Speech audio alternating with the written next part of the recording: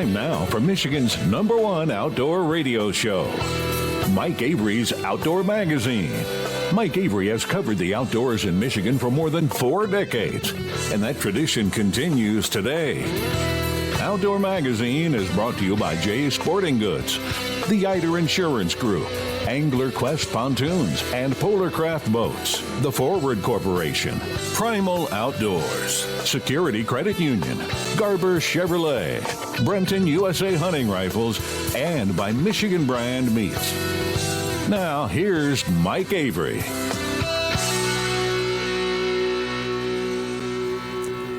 Well, thank you, Ken Hunter, for that introduction, and welcome to another edition of the Outdoor Magazine radio show here on the Outdoor Magazine radio network on more than 30 radio stations across the great state of Michigan. And so glad to have you along with us. How are you? How are you this weekend? If you're listening to the broadcast version of the show, how are you this weekend? If you're listening to the podcast, hey, I hope you have a good week. And I say that because obviously the broadcast version goes out over the airwaves on the weekend. But I wait until Sunday evening to post or to upload the podcast version of the show because I want to protect my broadcast stations. I want them to get the content of the show first. And people talk about, oh, the podcast has dropped. Really? How do you drop a podcast? I upload podcasts. I've never dropped one. So I don't drop podcasts, I upload podcasts. And the podcast version of the Outdoor Magazine radio show gets uploaded on Sunday evenings. But I digress. What is the one thing, for those of us who love the outdoors, the one thing that is a constant source of conversation and complaint throughout the year? I don't care what season it is. No, I'm not talking about the DNR. I'm talking about the weather. The weather's never perfect. It's either too hot, or it's too cold, or too much rain, or too much wind. You know, I've been talking about a weather roller coaster now the entire spring. Temperatures have been up and down and up and down. And right now, I walked out the door this morning, it was 42 degrees. I thought, well, it was 75 yesterday. Didn't even think to look at what the weather was going to be. Put on a pair of shorts, walked out the door, and went, ooh, that might have been a mistake.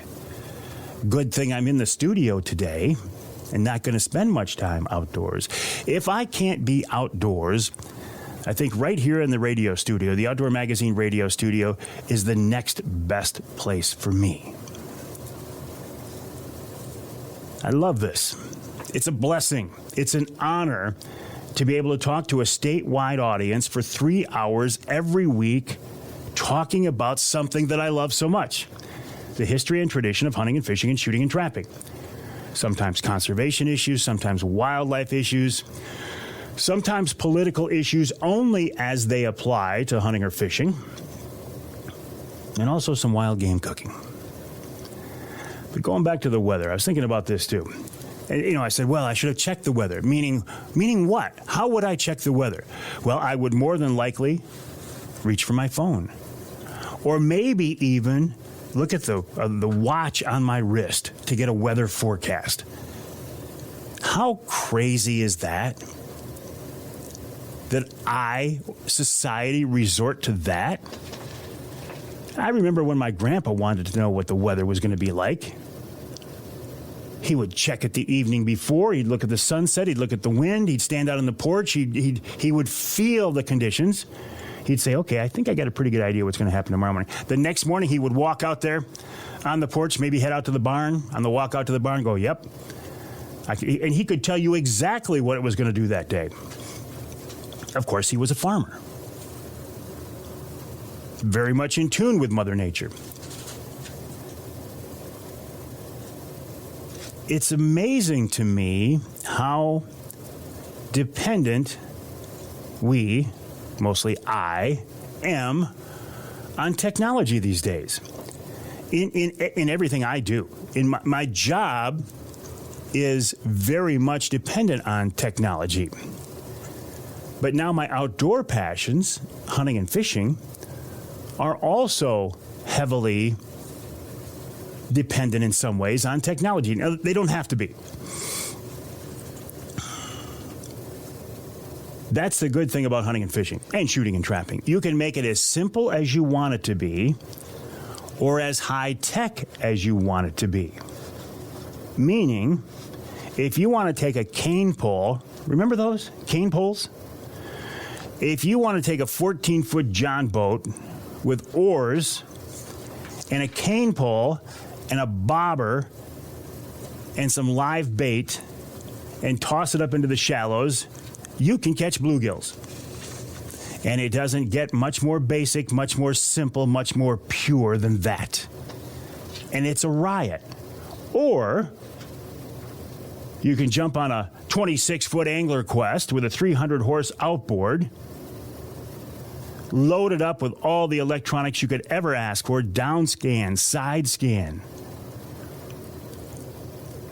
and go out and troll Lake Michigan or Saginaw Bay and catch fish and still have fun. What about hunting? Hunting's the same way. Like me, I'm primarily a bow hunter. The best bow hunts I've ever had were using a recurve bow. It doesn't get any more basic or simple than that. No technology, no rangefinder, no sights, no nothing. Just look at your target, draw the bow, let the arrow go, and see where it goes. You know, if you've been shooting a lot, it flies where you want it to fly. And it's wonderful. I mean, it's beautiful. But because I wasn't shooting as much as I knew I had to be proficient and confident the last couple of years, I've gone the other direction.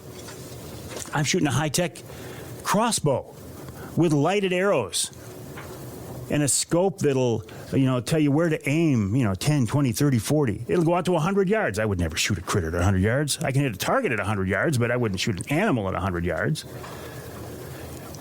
But this technology today, this forward, I haven't used it yet, but this forward-looking sonar, I don't know how applicable it would be in a trolling situation, but if you were fishing bass or fishing panfish or something, you can point your transducer, your sonar, to the front. You can cast a jig out there. You can watch your jig fall down through the water and see how the fish react to it. Man, that's pretty high-tech stuff. Does it make you a better fisherman? Probably makes you more effective, more efficient. But does it make you a better angler? I don't think so. Does a crossbow make a bow hunter a better hunter? I don't think so. It's easier to be proficient. Yes, I will certainly admit to that. But technology is not necessarily a bad thing. I do think we, primarily I'm talking to myself right now, have to make it a point, though, to not rely on it too much. Today's fishing boats, honestly, they don't even come with a compass anymore. Now, for us old school people who learned to navigate and learned to find the port that we went out of using a compass, that makes me nervous. Well, Avery, I've got my GPS and I got it on my phone and everything else. Right, I know. You've got backup after backup after backup. But what happens if everything goes down and it's foggy? You're going to sure wish you had that old-fashioned compass. I can't believe they don't put compasses on boats anymore. It drives me crazy. And it's not just boats. What about the vehicles we drive today? That Chevy Silverado ZR2 from Garber that I have, that thing is a high-tech piece of sophisticated coolness. But you couldn't fix it yourself. Most people couldn't. Does that make it bad? No. I think anything we can use to better enjoy our outdoor experiences, I'm all for it. As long as it's legal, and the things I've talked about are certainly legal, the morality and ethics are up to the individual. I'm certainly not going to try to mandate or dictate to a fellow outdoorsman or woman how they should enjoy their outdoor experience. You work hard all week long. You get a chance to get outdoors, enjoy it the way you want to. I'm not going to tell you what to do, and I would hope nobody else would either. So what else is going on? Walleye and pike season opened in New York. Now I've seen some real nice pictures of some beautiful walleye coming out of the Upper Peninsula. A reminder, this is the time to apply for your Michigan bear and elk tags. You know my big three, my favorite: turkey hunting, walleye fishing, and bear hunting. got my turkey. I'm supposed to go on a bear hunt in Ontario in 2 weeks. Maybe 2.5 weeks. 2 weeks from the time you're hearing this. I don't know if it's going to happen now. I would like to, and it is my goal, but it just might not work out. Hey, if it doesn't, it doesn't. If it doesn't, I'll just have to spend more time walleye fishing as soon as I get the angler quest. If you want to reach out to me, I would love to hear from you. My email address is mike@mikeaveryoutdoors.com. That's mike@mikeaveryoutdoors.com. My website, mikeaveryoutdoors.com. I would encourage you to check that out as well. From there, you can get to all of my social media outlets, including Facebook, Instagram, YouTube, Twitter. Who uses Twitter? Only the politicians and the national news people use Twitter. Nobody else cares about it. I don't know anybody who actually uses Twitter. Do you? No. Coming up on this week's Outdoor Magazine show after the break, Chad Stewart of the Michigan DNR talking about proposed changes for deer hunting in Michigan this fall. Also, we're seeing some fawns out there. We'll talk about that as well. In hour number 2, Eric Long of Longline Charters talks about fishing in Southeast Detroit and what it takes to be a charter captain.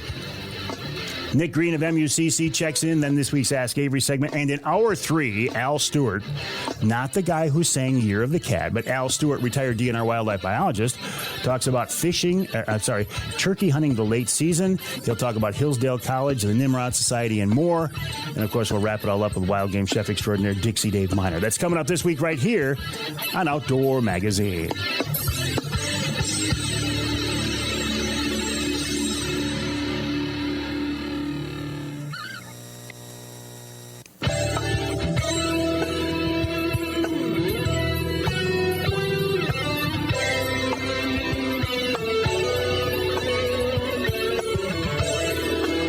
You can hear the Outdoor Magazine show on more than 30 stations across the great state of Michigan. As soon as I find my list, I'll tell you who they are. I have most of them memorized. You can hear us in Alpena on WZTK, that's 105.7 FM. You can hear us in Tawas on WIOS, 1480 AM, 106.9 FM. And you can hear us north of the bridge, way north of the bridge, in Iron Mountain, WMIQ, 1450 AM. This segment of Outdoor Magazine, speaking of north of the bridge, is brought to you by Rapid River Knives. You know that I have a Rapid River knife in my pocket. You want me to prove it? There. That was my knife opening. There it is again. My Rapid River knife that I always carry in my pocket. Always, always, always. And it's kind of surprising how many times I reach for that knife. I think a knife is the most versatile tool you can carry with you. And I think Rapid River makes the best knives out there. Handmade by craftsmen in the UP. Check out the website, rapidriverknifeworks.us, rapidriverknifeworks.us, or stop by the showroom on US 2, just east of Rapid River. The knives are guaranteed for life. How much more can you ask than that? rapidriverknifeworks.us.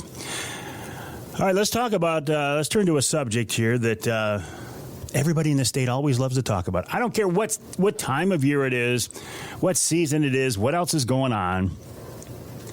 If you want to get people's attention and maybe start some arguments, you can talk about 3 things. You can talk about politics, religion, or deer hunting. Well, we're not going to talk about politics right now. We're not going to talk about religion. We're going to talk about deer hunting. And among other things, some changes in the proposed regulations for the 23 season. Chad Stewart is a wildlife biologist with the Michigan DNR. He's the guy who kind of oversees the Michigan deer herd. It's not a job I think I would like, but Chad seems to, he seems to like it, and I think he does a very good job. And he's with us now on the Outdoor Magazine phone line.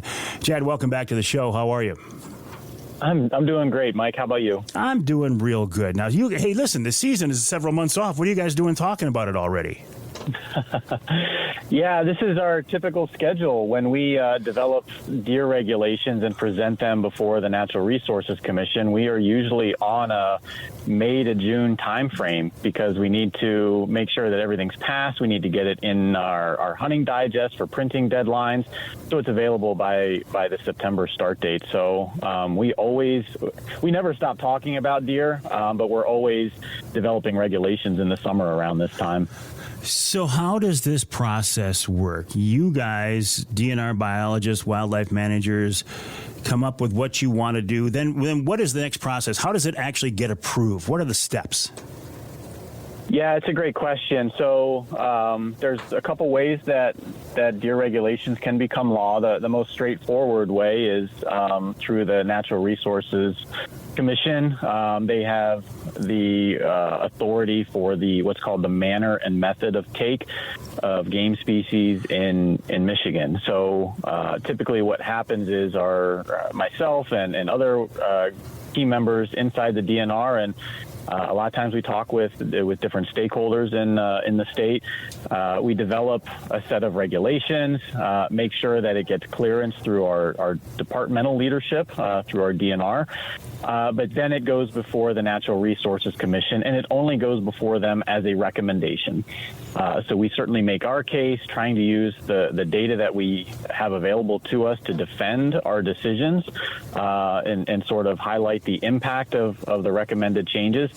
And then our Natural Resources Commission, which is a 7-member panel that has been appointed by either our previous or past governors. They have several terms that they can serve for.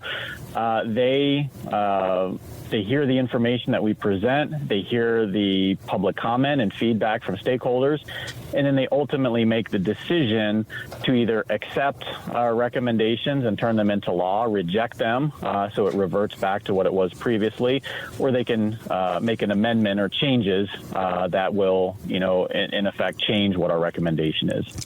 Do they usually go along with what you suggest, or do they sometimes come up with their own idea of how they want to do things?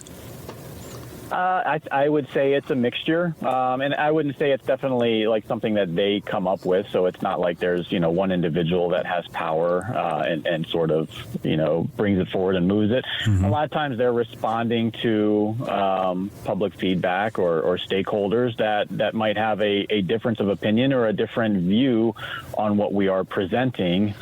So they'll a lot of times there might be a sort of a compromise that between what we recommend and what is appealing to a group of hunters or a group of stakeholders that come forward. I would say that in most cases, I think we try to make the data speak for itself, but Mike, as you know, some recommendations and regulations that we bring forward can be unfavorable.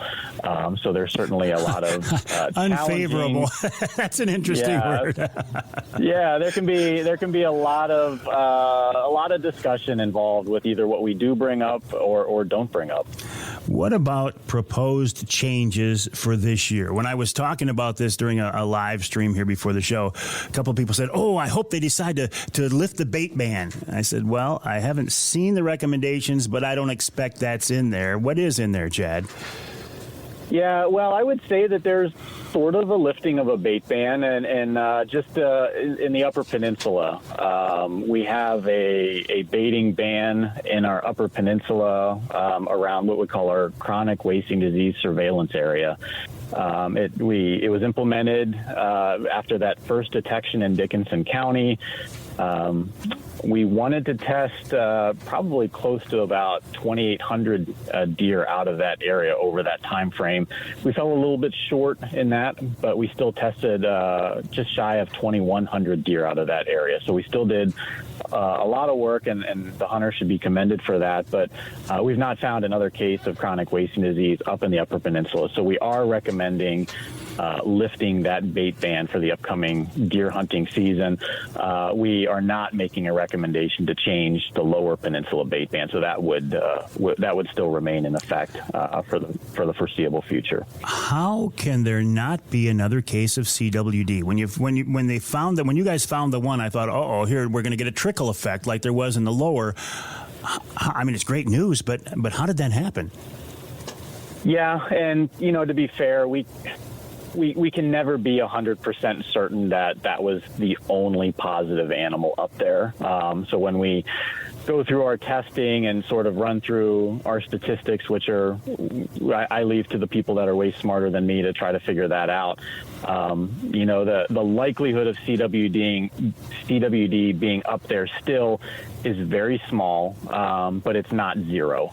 But it's basically getting to the level that if it's there, we aren't able to detect it through our traditional surveillance method. So there could easily be another positive up there that pops up, this week, next year, in 2 years, 3 years, 10 years. We don't know, but it's just one of those things that it's in its early infancy when it first is introduced into a new location. It's very difficult to find it, and that's clearly the stage that they are at up there. It's not well established like it is in Montcalm County or northeastern Kent County. It's very early, and hopefully that was the only one, and if it is, we'll consider ourselves very lucky. Even in Montcalm County and northeast Kent County, the kind of the center of CWD, it hasn't decimated the deer herd, I don't believe, at least, which is what, some people were saying, and I don't think it was you guys, but some people were saying, oh, this is going to be the death of deer hunting in Michigan. It hasn't been, though, has it, Chad?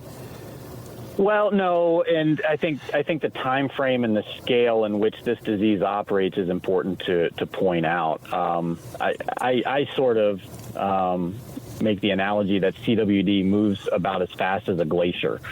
It moves very, very slowly, especially when it's first introduced. So, it has probably been in Montcalm County for at least 10 years and certainly maybe longer. We don't know when that first introduction point came in. And right now we're finding it in, depending on where you're at in those places, maybe in 1 out of 100 deer, maybe in 3 or 4 out of 100 deer. And certainly you're not going to see any sort of population level impact at those levels. But, what we see in other states is that once it gains a foothold, it starts to grow exponentially. So you might still not see an impact in, the next 10 years from a population standpoint, but I would start to expect that people start to see visibly sick deer on the landscape. And that's, that's not how we want to manage our deer. That's not what the point where we want to get to. So, that's why it's important is for us to try to work towards a solution. And unfortunately, we don't have a solution for chronic wasting disease yet. Well, it's not just you guys in Michigan. Nobody does, do they?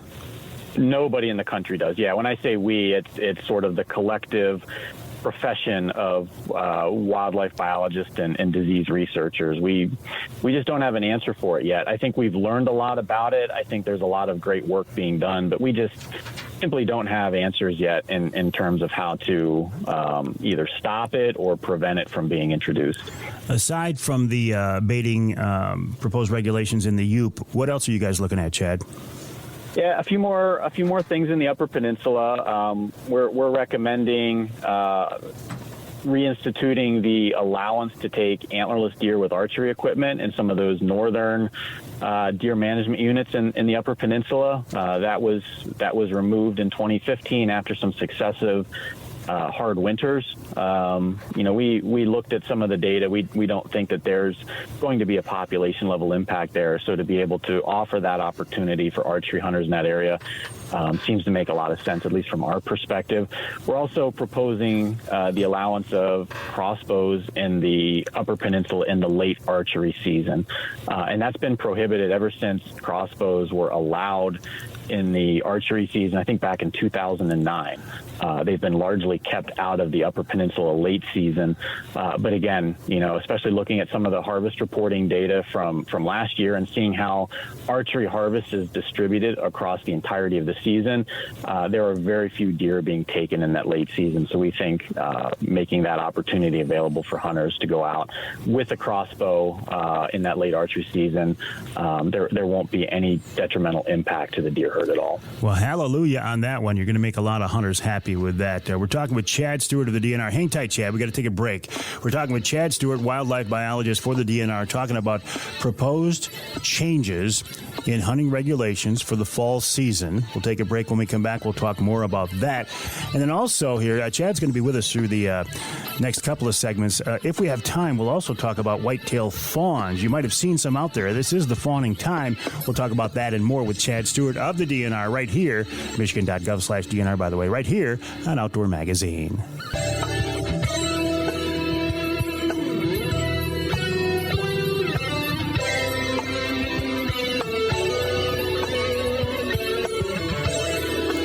You can hear the Outdoor Magazine show in Battle Creek on WBCK 95.3 FM. You can hear us in Ludington on News 97.98, 98.7 WLDN.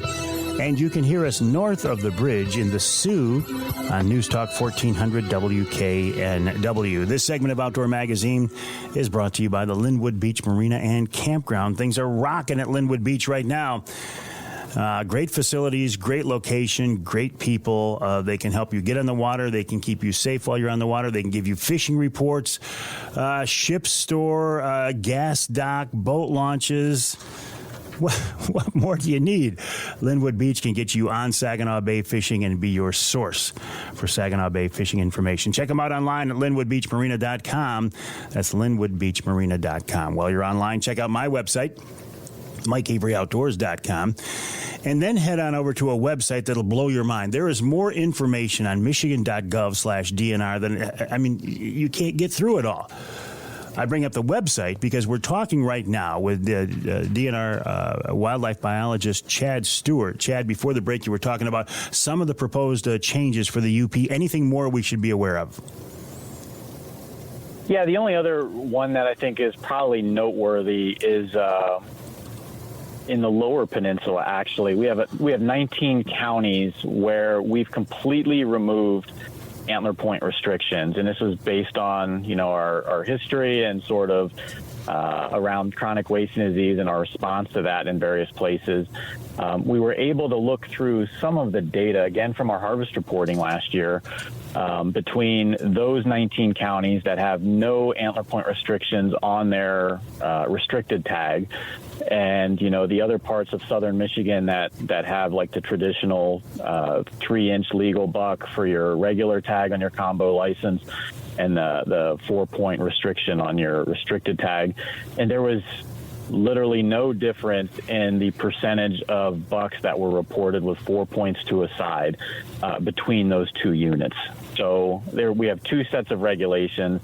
They don't really seem to make an impact at all. So we're going to be reapplying that 4-point restriction on the restricted tag in those 19 counties to make it look like the rest of southern Michigan.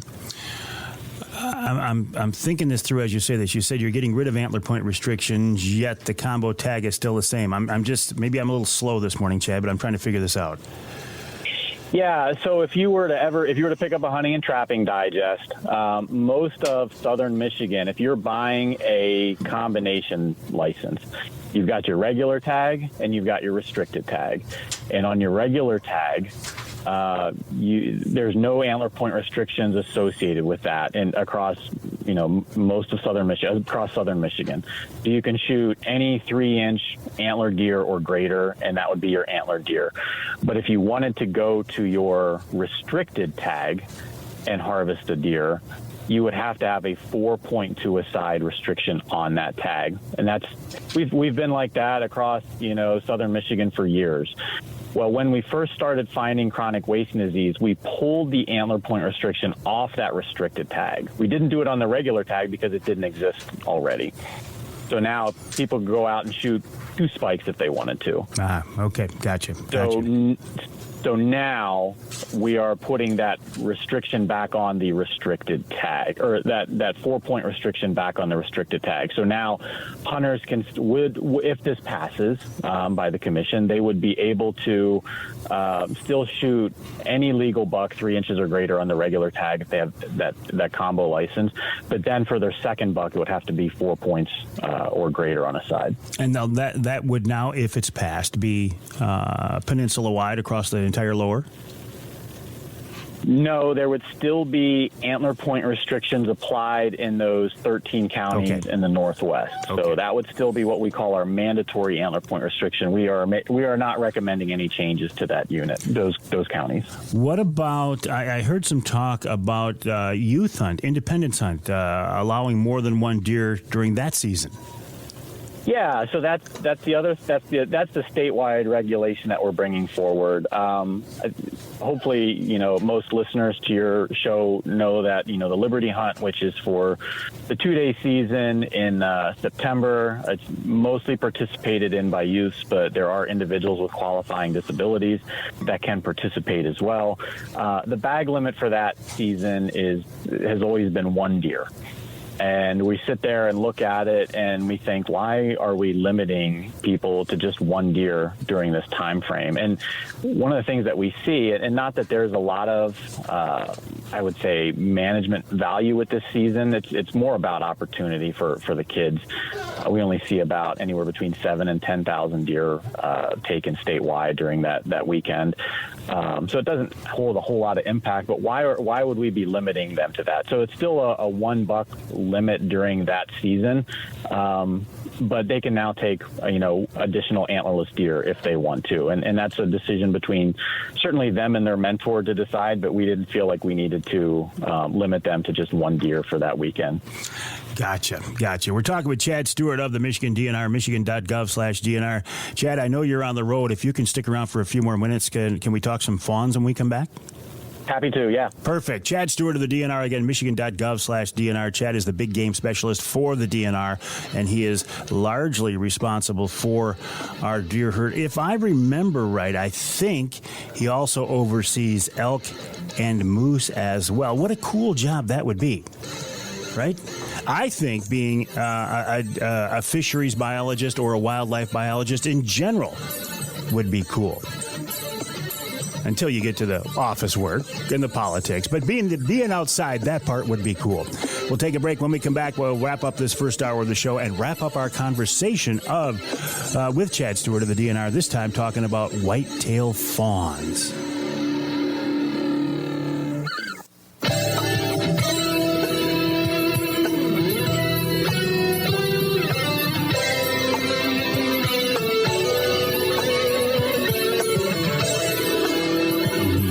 Outdoor Magazine show in Caro on WKYO 1360 AM and WIDL 92.1 FM. You can hear us in Sandusky on WMIC 660 AM 95.3 FM. And you can hear us north of the bridge in Newberry on WNBY 1450 AM. This segment of Outdoor Magazine is brought to you by Killer Food Plots. This is the time to be getting your food plots in. Hey, the DNR has made it very clear that in the Lower Peninsula, you're not going to be baiting anytime soon. So a food plot is a pretty good option. In fact, a lot of people think it's a better option than bait. And I recommend Michigan-based Killer Food Plots, the website killerfoodplots.com. That's killerfoodplots.com. From seeds to property management to habitat improvement, Rich Krazan and the folks at Killer Food Plots can take care of you. Again, that website, killerfoodplots.com. Speaking of the Michigan DNR, we're talking now with DNR Wildlife Biologist Chad Stewart. Chad, are you getting reports of fawns yet? I've just been seeing a few on social media. So we know that there's fawns on the ground right now in Michigan. The typical peak that we experience is, I usually like just to think around June 1st. So that Memorial Day, June 1st time frame is usually when a majority of the fawns are being born. But certainly there are some down on the ground right now. They are, we've all seen fawns before, walked up on them accidentally or whatever. They're just a beautiful little creation by God. And the tendency in a lot of people is, I want to walk over and I want to see it. I want to pick it up. I want to take it home, which is obviously illegal, but it's just wrong too, isn't it, Chad? Very much so, yeah. And the first point is, it's illegal. Anything, any type of harassment or possession of a deer, certainly outside of the hunting season is subject to penalty and a fine.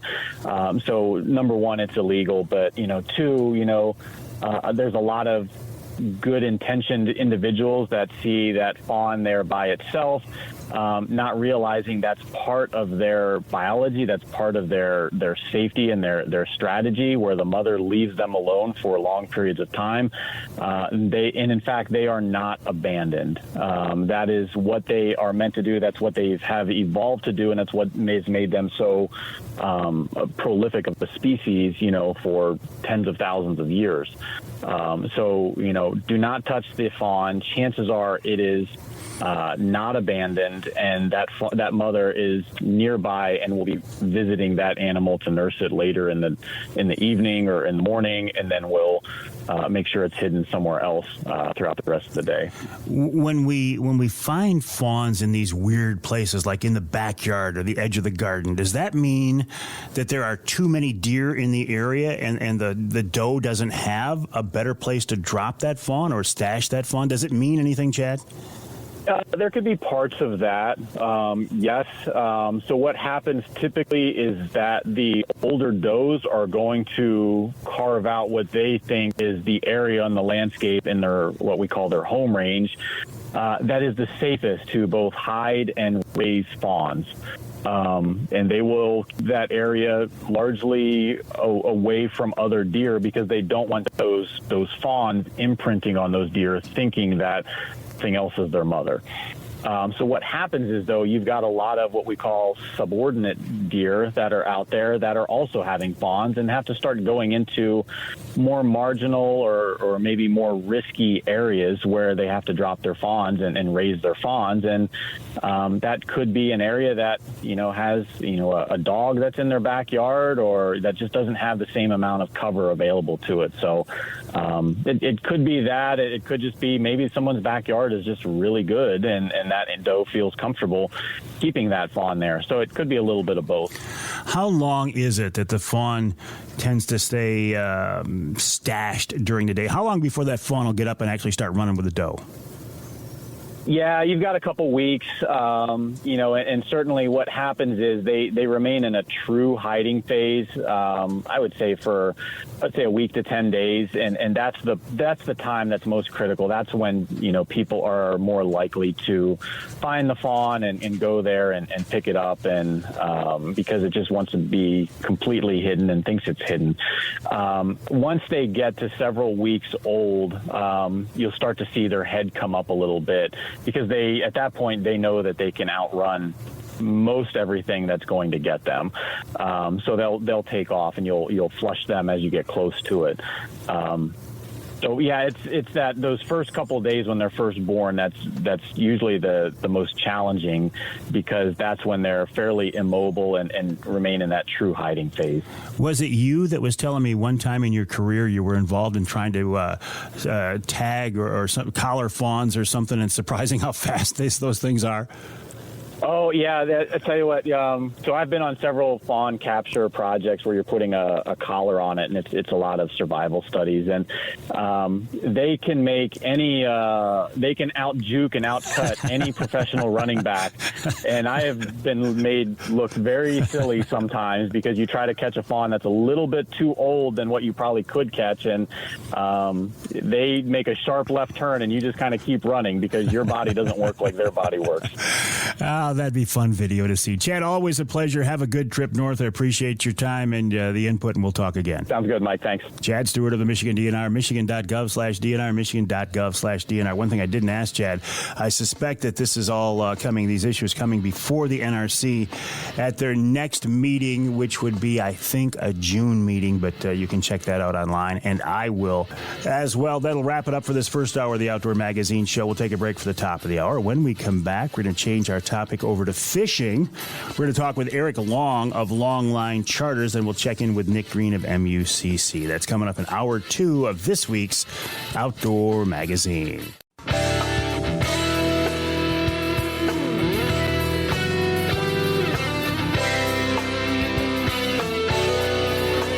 Time now for Michigan's #1 outdoor radio show, Mike Avery's Outdoor Magazine.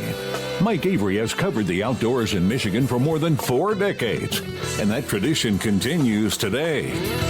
Outdoor Magazine is brought to you by Jay's Sporting Goods, the Eider Insurance Group, Angler Quest Pontoons and Polar Craft Boats, the Forward Corporation, Primal Outdoors, Security Credit Union, Garber Chevrolet, Brenton USA Hunting Rifles, and by Michigan Brand Meats.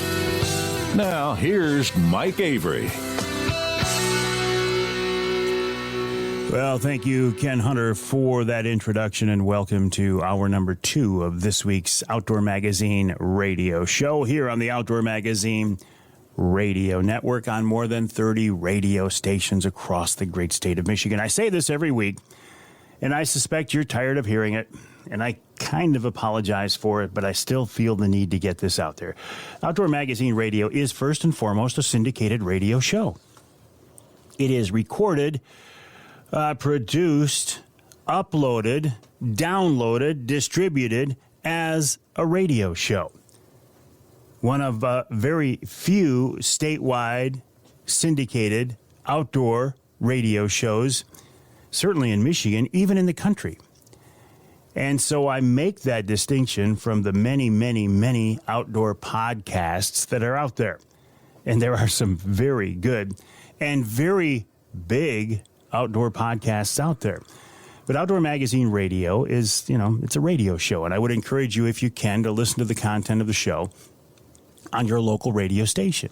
You get, because the radio stations get the content before I upload the podcast version of the show.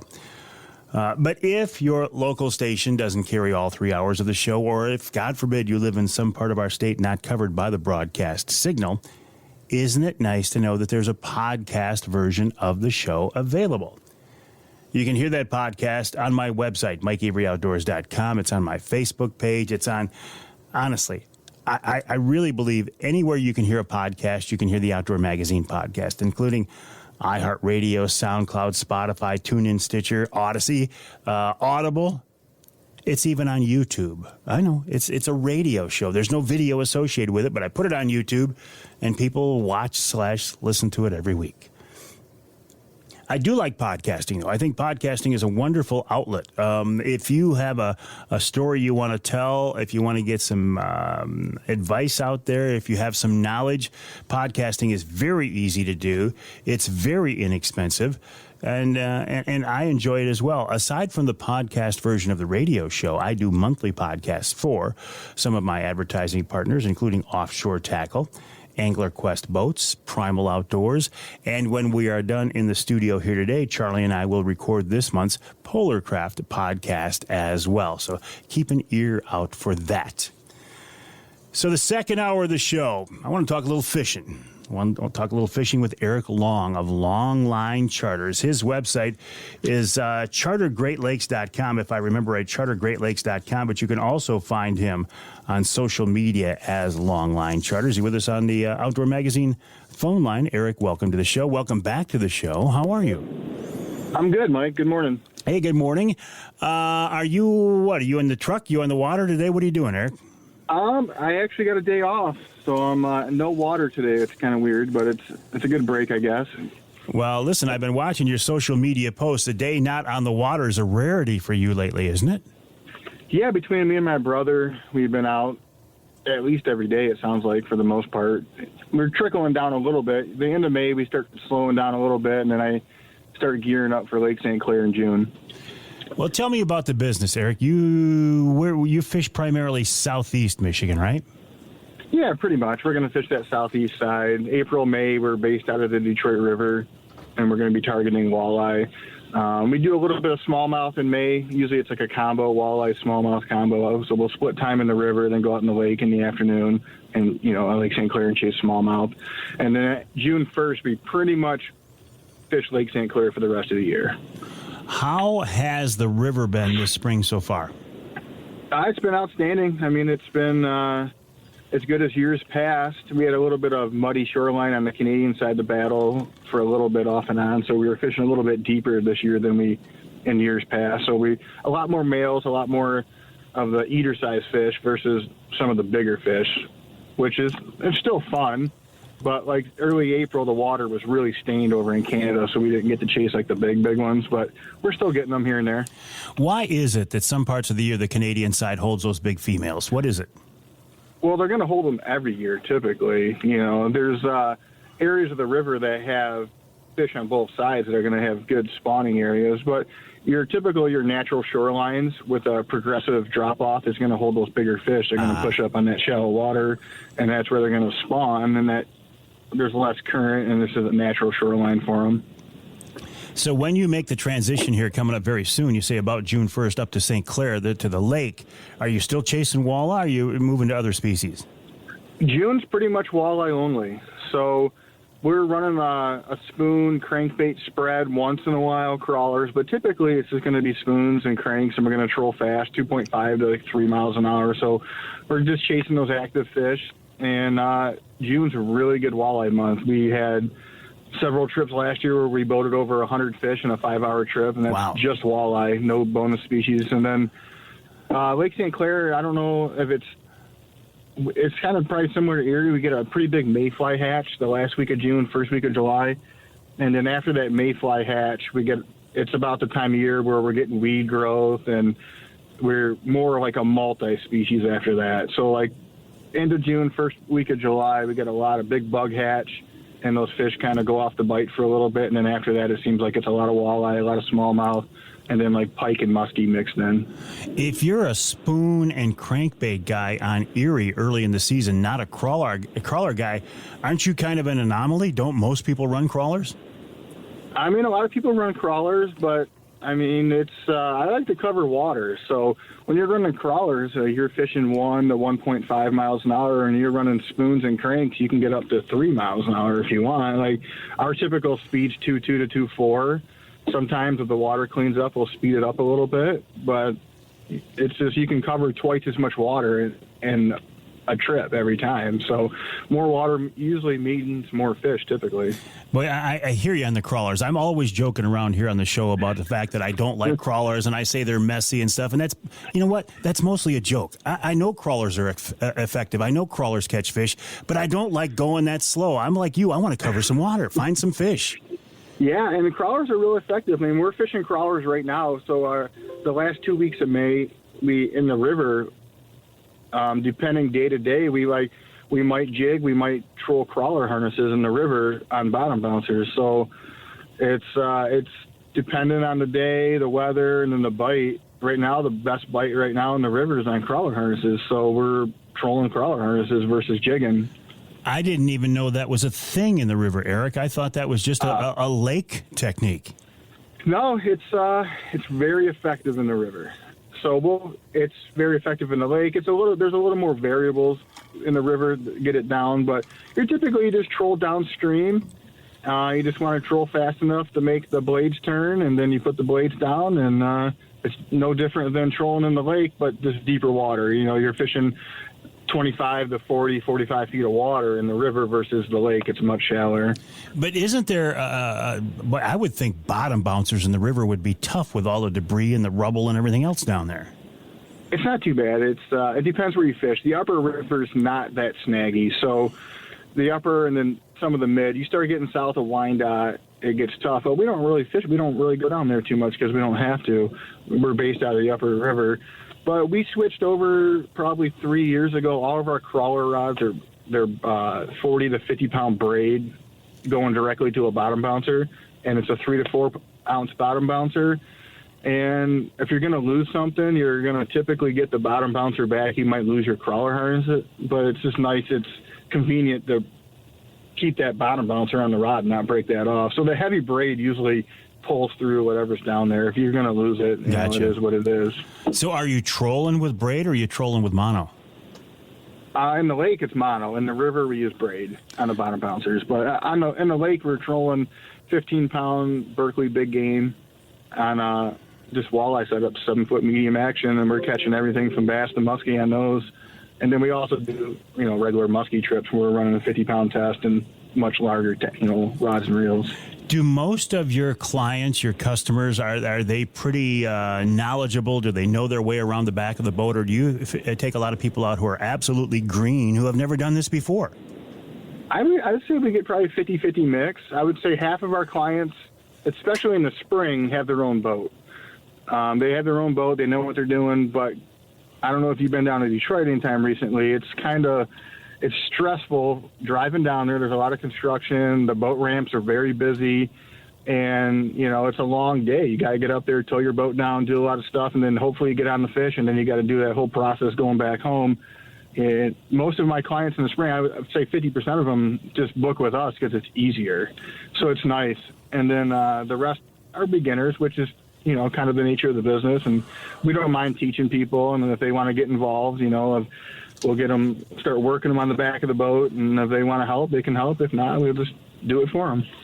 We're talking with Captain Eric Long of Longline Charters. His website, chartergreatlakes.com. That's chartergreatlakes.com. But you can find him on social media all over the place as Longline Charters. We've got to take a break here in the Outdoor Magazine show. When we come back, I want to follow up on this topic of taking people out fishing. A charter captain. What is involved in that? I'm not talking about the process of getting your license and taking that test and everything, but the mindset of where do you have to be in life to say, you know what, I want to take people out fishing. It's a lot of work. It's a lot of long days. It's I think it's kind of cool as well. So we'll talk about that. We'll also talk about fishing Lake St. Clair with Captain Eric Long of Longline Charters. The website, chartergreatlakes.com. That's chartergreatlakes.com.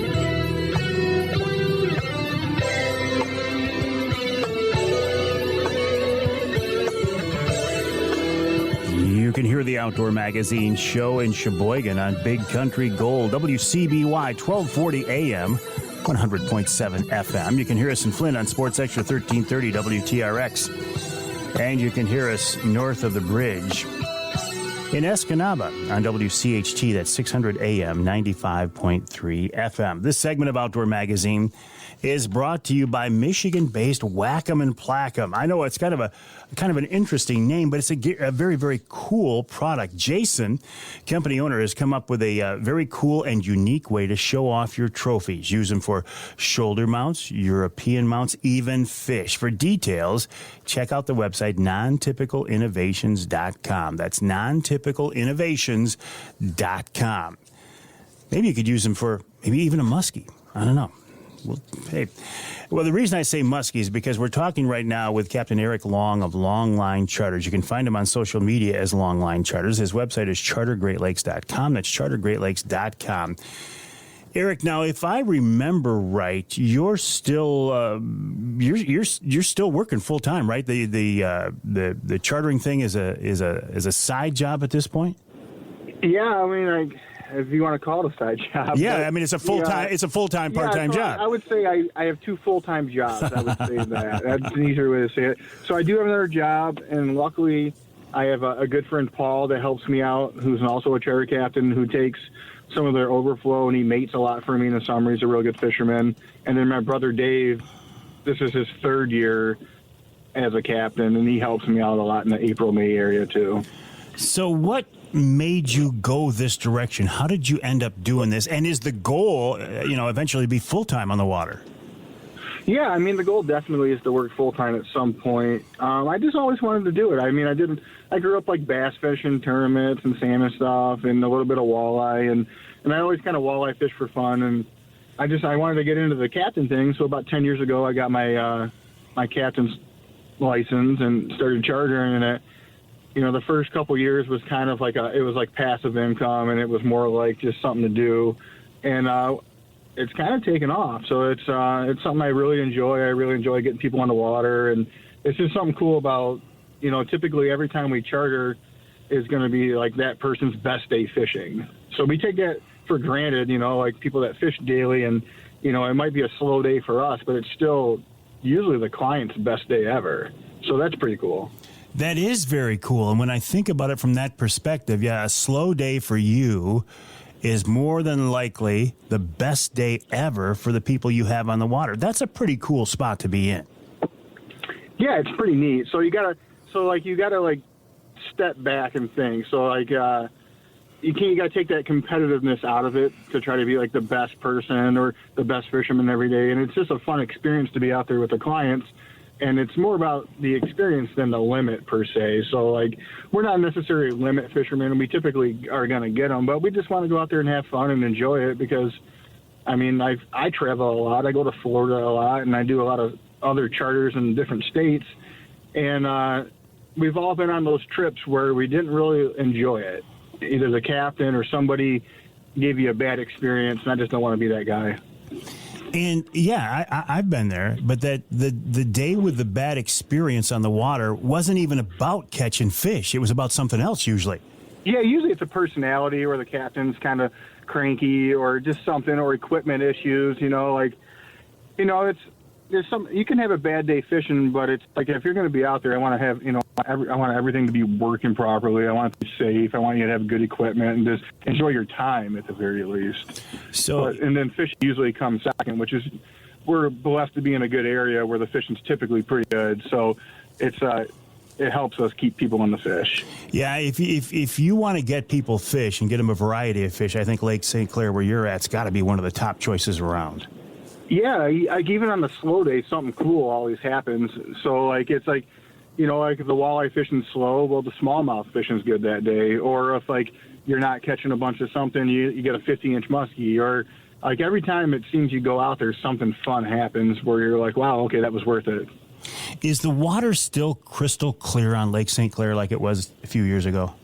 It's going to be clear somewhere. So we don't really want to fish that water, but it's day to day and it's kind of dependent on floating weeds and weed growth and boating traffic. But it's Lake St. Clair is a big basin. It's 12 feet deep on average, and the only structure we got is stained water and some weeds. So once that sun comes up, if you can't find stained water and that's fishable, it gets a little tough sometimes. So it's different. It's a different body of water, and we're constantly learning it. Let's put it that way. It can be tough. It's not like going to Saginaw Bay or Lake Erie where you just troll around. You don't have to worry about cleaning weeds off your line all day. Like Lake St. Clair is a lot of work. Well, there are days up here on Saginaw Bay where it's a lot of work too with those weeds. And that's what I was going to ask you, Eric. Weeds hold fish, but weeds can be a pain. How do you troll through weeds? It's a lot of work. You got to have a good mate, and you got to reel. We are reeling in baits every 15 minutes. We're pretty much reeling everything in and setting it back out. So it's almost like when the weeds are there. Sometimes you can't get away from them. There's times after a big blow on Lake St. Clair where there's floating weeds across the whole lake.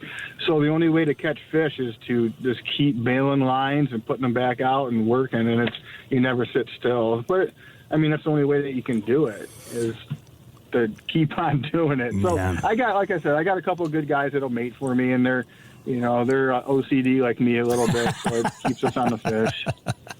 I thought you were going to tell me some magic technique where you could troll through a weed bed and not get hooked up, but yeah, it's just hard work. Not with walleye. Yeah, not with walleye tackle. If you're trolling light tackle, They don't tolerate weeds very well. So you put a couple weeds on your line with a bandit, it's going to be floating on the surface. So muskie fishing, we can fish a little bit longer because we're running big snap weights, and I'll catch some of the weights, or not some of the weights, but some of the line on, or some of the weeds on the line, and prevent it from getting to the bait for a little bit. But not on the light tackle, not with walleye trolling. It's any amount of weeds is bad. I want to talk about muskies in just a minute, but I got to go back to Lake St. Clair recreational traffic, man. The boat traffic out there, especially on the weekend, can be unbelievable. How do you deal with that as a fisherman? We avoid it for the most part. So the good thing is we're usually starting before they're waking up. So we're going to start at 7, and we're going to get out there, and we should be okay as far as we might deal with them at the end of it, but by then we're trying to stay away from them. Mm-hmm. And we go to Canada quite a bit. So if we're going to be in Canadian waters where we're typically going to fish, or at least near Canada, there's a lot less recreational traffic. Once you get 4, 5, 6 miles from shore, the recreational traffic doesn't really go out there, which is nice. It's just fishermen at that point. How is it to go over to the Canadian side these days? Is that a hassle, or is it pretty easy? No, it's easy. It's not bad. For a few years, we had to call in and we had to give everybody's info, and it was kind of a pain in the butt. But it was just a process we did. It just slowed us down a little. But now you just cross. You got to make sure you got a license and a travel document, and you're good to go. Oh, that's it? You don't have to check in anymore ahead of time? No, you don't have to check in unless you're going to touch land, meet up with another boat, or anchor. So as long as you're not doing any of those 3, you're pretty much good to go. There's some exclusions, you'd have to read the website. But as long as you're not doing anything like that, you don't have to call in. Oh, gotcha. All right, let's talk about muskies now. So when does the season open on Lake St. Clair for muskies? Technically, it's open year-round for catch and release, but we don't target them. We kind of go by the old school mentality. It's the first Saturday in June. Yeah, that's what I was thinking. That's how it's always been. Yep. And but we used to go out for muskie opener, and it's we're so busy now with walleye, April, May, and throughout June, that we typically don't even do muskie until after July 4th now. So our season on muskie starts really around July, August, September, and a little bit of October. Then we start going back into walleye and perch. If we were talking old school over in Minnesota, people would say the muskie is a fish of 10,000 casts. But the catch rate for you guys on Lake St. Clair is pretty impressive, isn't it? Yeah, it can be. Last year was a little bit slower. We were averaging probably 4 to 6 muskie a trip, which was down. But on a typical trolling trip, if we're going to run a spread trolling, we're going to get a fish an hour on average. We might get like 4 in an hour and be dead for a little bit and then catch a few. But on an 8-hour trip, we're going to try to average 8 muskies or more. And but that's like we're trolling. We're trolling 10 to 12 rods. We're putting 10, 15 miles on the day in a 15 an 8-hour trip. So we're moving some baits. So if you really think about it, it's like there's a lot of baits trolling around for just a few bites. Yeah. Well, and you're trolling fast too, right, for muskies? Yeah, I mean anywhere from like 3 to 4.5, but our typical speed's like 3.5 to 3.8, and sometimes in the fall we'll go a little bit slower. Sometimes when we're out fishing that deep water in the middle when it's kind of clean, we'll troll a little bit faster. It just seems like that faster troll is gonna take that guesswork out of it. You get more of a reaction bite at that at that speed. I just think trolling for muskies is cool. I love the fact that they're so aggressive. I love the fact you can run down rods right in the prop wash like you were fishing for coho, but you're fishing for a big fish. Yeah, and they're 12-foot back. So most of our down rods are 12 to 15 feet behind the boat. So those fish they're not boat shy, and it's pretty cool to have them hit at the boat, and they're just like going wild, and it's like chaotic for a few minutes, and then you drag them in. So it's pretty fun though. It's different, and it's a big fish. It's like it's an opportunity to catch a big fish. There's not too many fish bigger in Michigan unless you go to like sturgeon fishing and stuff like that. Do you do any sturgeon trips? No, I kind of want to get into it a little more recreationally, but I just usually pass them on to somebody else. It's just another port that I got to take my boat to. Sure, I just don't really have the time, unfortunately. Well, and I mean, you're doing so well on the Detroit River and Lake St. Clair. Stick with what works for you, right? Yeah, I mean, you can only spread yourself so thin. And we still do some salmon. We'll fish salmon the last week of Ludington, but that's almost like a work vacation for me. I'll go over there for a week, do 2-3 charters, and then come home.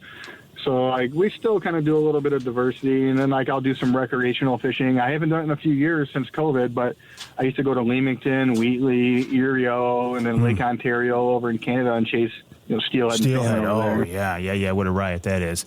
Listen, Eric, I appreciate your time. I'll let you get on with your day. Good fishing to you. Have a good season, and we'll talk again. Yeah, thanks a lot, Mike. Have a good day. Yeah, you as well. Eric Long of Longline Charters. His website is chartergreatlakes.com, chartergreatlakes.com, but you can find him on social media as Longline Charters, and he does a great job. He's very active on social media. He does a great job. I see stuff from him every day he's out there on the water. And, listen, it's hard enough to spend a full day on the water teaching your clients how to fish or catching fish for your clients, and then to take the extra step and post the stuff to social after that. That shows a real commitment, and I think that's very impressive. Eric Long of Longline Charters, chartergreatlakes.com. We'll take a break. When we come back, Nick Green of MUCC right here on Outdoor Magazine.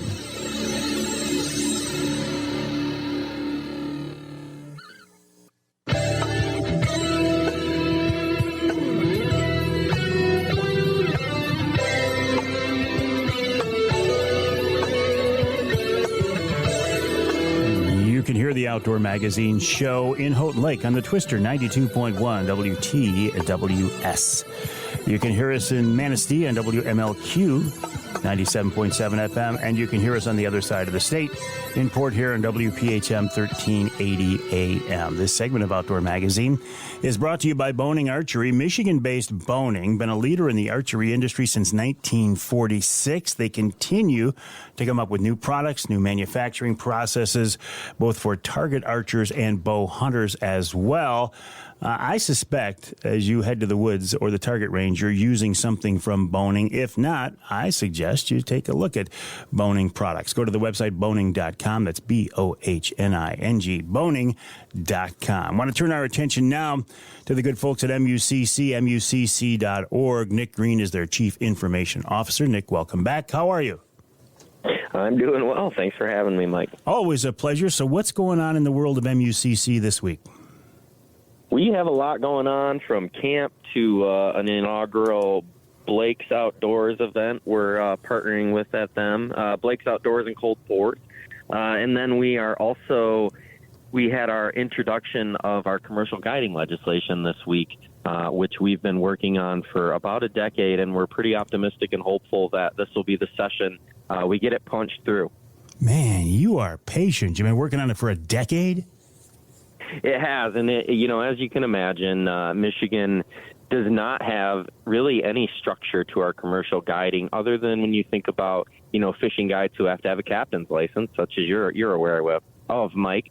In terms of other folks, there's really no set of standards. So what we're really asking is for a minimum framework to be put in place that would include CPR, first aid certification, a very nominal cost of $150 for 3 years, and make sure that those folks applying haven't been committed or convicted of egregious wildlife violations. And then the fourth part of that is making sure we're getting good data provided from those guides. So this has taken a very long time, and it's transitioned from what was a very strict package when it started, and folks have kind of supported different iterations of this, and we've gotten to somewhere where we think we can kind of all work together and at least get something implemented we can build on. No, this is interesting because it's almost common sense. If you're going to pay somebody to take you hunting, say bear hunting, there is a certain, I think, a reasonable expectation that person is legitimate and not necessarily an expert hunter, but at least a stand-up person. Absolutely, and first and foremost, they're then having not been convicted of poaching, of just these certain egregious wildlife violations. Maybe not having your shanty unmarked, which is something that was recently decriminalized, but that doesn't fall under that class of crime. But doing things like poaching, taking what we consider trophy animals out of season or during season, out of time of shooting time. I mean, there are things that you shouldn't be able to do and then be able to be a guide and profit from our natural resources, and that's what this bill aims to do. It also has, a very minimal set of requirements for CPR, first aid certification. It's not expensive. It's not hard to do. The MUCC staff is trained in it. And then data reporting, which is something that's going to aid our biologists in helping to set fish and game laws, helping to set our quotas, helping to make sure that we know what's on the ground so that we're managing it properly. It really seems like a no-brainer piece of legislation, and it's taken many forms. So, again, we're hopeful that this will be the session to do it.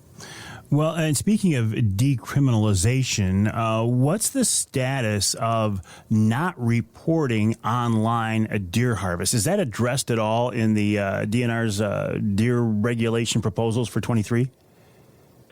I believe that is a bill that's actually working its way. If it hasn't been introduced, it will be shortly in the legislature. Okay. The failure to decrim. So that was introduced last year by Republican Michelle Hoytinga, I believe. And it actually got legs, and it was supported bipartisan. And that will probably be reintroduced again. If it has not, it will be reintroduced and be run through, I'm sure, this year. Nick, I don't know how I asked you that question out of the blue. I didn't tell you that was coming. I don't know how you keep track of all this stuff. I am, the important part about MUCC is we have two folks, Justin and Amy, our executive director, who are much deeper in this than I am. But they're currently working on those issues, so I get to talk about it. So it's just, it's amazing the work that we're able to do, where we're able to do it, and how we're able to have the impact throughout our whole staff, whether it's our youth camp, whether it's, our advocacy we're so known for, the magazine, Michigan Out of Doors. We just have a lot of things that we do in Michigan, and hopefully folks can enjoy some of that sometimes. Nick, I got to ask you, can you stick around for another segment? You've brought up a couple of things. I have people ask me all the time, how does a concept or a proposal become law here in Michigan? Is it something that DNR Wildlife Biologists can just push through and make a law? Can you stick around for the Ask Avery segment, and we can talk about that a little bit more? I would love to, Mike. I appreciate that. We're talking with Nick Green of MUCC. MUCC.org is the website. MUCC stands for Michigan United Conservation Clubs, and they are just that. They are a group of clubs, conservation clubs, hunting, fishing, shooting, trapping clubs that have banded together to work together to push for common goals, and that's what MUCC does. They're a very grassroots organization. I think they do a great job. Do I agree with everything they do? Of course not. That would be crazy. But I agree with most everything they do, and that's why I choose to be a member. MUCC.org is the website, MUCC.org. We'll take a break this week's Ask Avery segment with Nick Green of MUCC after the break right here on Outdoor Magazine.